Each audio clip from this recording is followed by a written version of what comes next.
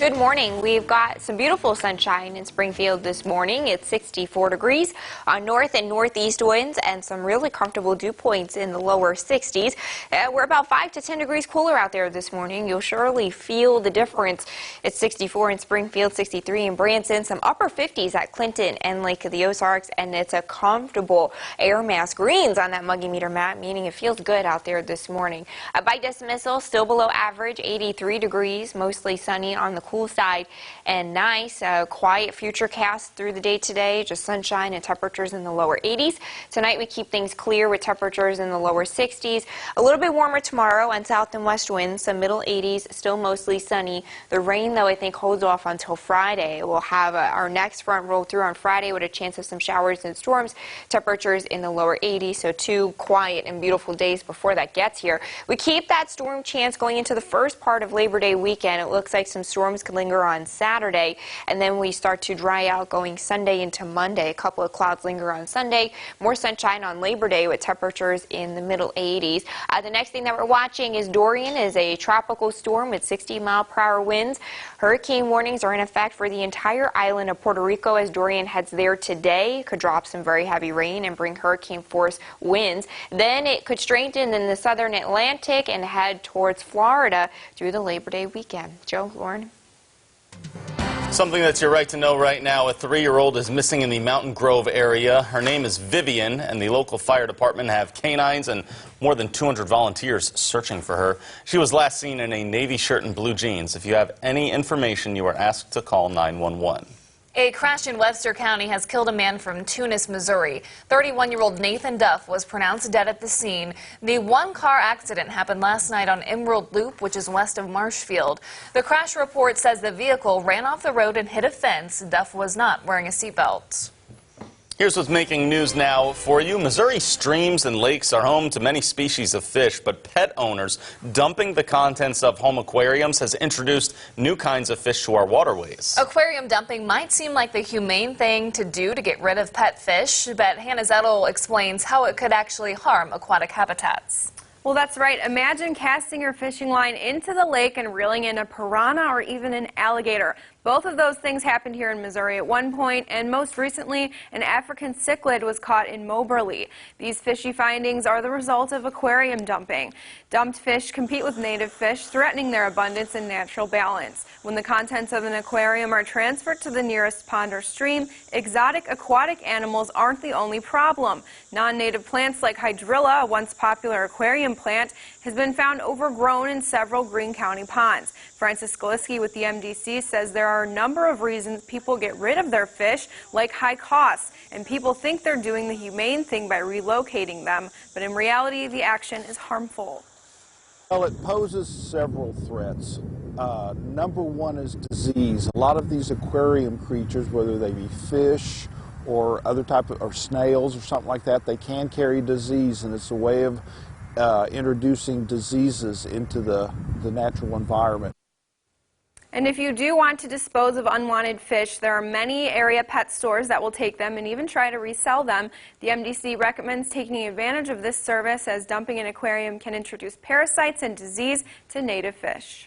All right, Hannah Zettel reporting this morning. We move now to some political news for you. A federal judge has blocked parts of Missouri's ban on abortion yesterday. That law was supposed to go into effect today. The law bans abortions at or after 8 weeks of pregnancy, and it includes exceptions for medical emergencies, but not for rape or incest.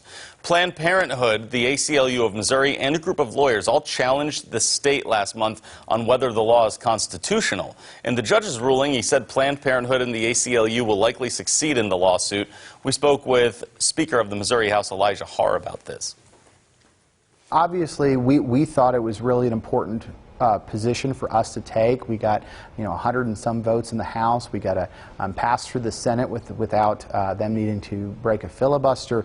The governor signed it. Missouri is a pro-life state, and this legislation reflects that we are a pro-life state. Now, I am also abundantly aware that there are people on the other side of the aisle that strongly disagree with this legislation. That is what our legislative process is for. It's try to find that position that we believe is best for the state and citizens of Missouri. This decision does not block the law entirely. It's a temporary stay, so it doesn't take effect while the case plays out in court. Parts of the law will go into effect, and that includes the restriction on seeking an abortion based on race, sex, or the potential for Down syndrome. There's a new way for families to save money for school through the Most 529 program. It allows Missourians to start saving for higher education without having to pay taxes. Families can use their Most 529 accounts to pay for K through 12 tuition if they need to do that as well. Missouri State Treasurer Scott Fitzpatrick says the program is valuable in helping Missourians plan for the future. A lot of people think of 529s as a savings account, and they're very good for that, but they're also great. They provide great tax benefits when you use them to pay for school. So even if you're in a position where your kid's older, and they're in high school, maybe getting ready to go to college, opening a 529 account can still have benefits to you. The Treasurer's Office is also sponsoring a sweepstakes that will give out five $529 scholarships in the form of those accounts. You can enter at MissouriMost.org through September 15th. Yesterday, we met with members of the Libertarian Party in Greene County during the party's county convention as it announced its candidate for the Associate County Commissioner spot in District 2. I believe that Greene County could use a Libertarian influence on the commission. I believe in organization. I believe in the function of government, but I don't believe in government overreach. And I think that we have had a lot of that, or we've had speculation of that. The Libertarian Party is largely known for its views of reducing government, having a free market, and criminal justice reform. A couple traffic alerts to share with you this morning. If you travel down Highway 160 in Howell County, you'll want to find a different route to work for the next few days.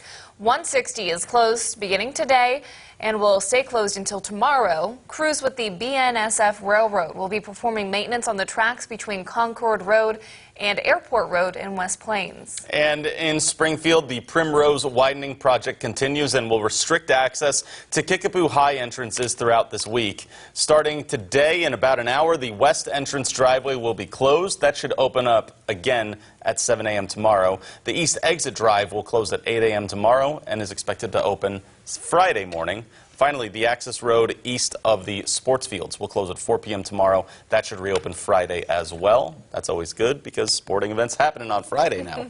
That's true. Let's also take a look at what's coming up this morning after Daybreak. Hello to you, I'm Gail Kane, coming right up. A school where every new year starts with a production. We like that. And the kids also perform in the classroom. That's cool, too. That's coming right up on CBS this morning. We have a few trends that are taking us outside of the country. This actually happening within the last hour or two right now over in Britain. The government has asked the Queen to suspend Parliament until about mid-October. And so Boris Johnson, the current prime minister, is asking to do that so his government can deliver the Queen's speech on October 14th, and it would also shorten the amount of time that members of Parliament have to attempt to block a no-Brexit deal. Boris Johnson here saying that's not part of it, but the opposers to that say that's exactly what he's doing. So basically, when they reconvene, those that are opposed to Brexit won't have enough time to craft a better solution or a different solution and then vote on it. Right. And then the other trend we're following is one we've been watching for a few days now, and that is Dorian. Right? Yeah, headed to Puerto Rico today. There are hurricane warnings in effect in Puerto Rico.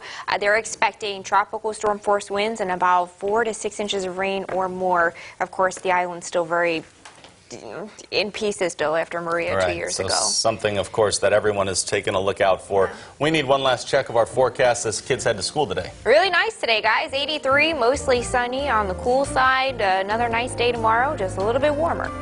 All right, everyone, thanks so much for joining us as we take a look over the sunrise on this Wednesday.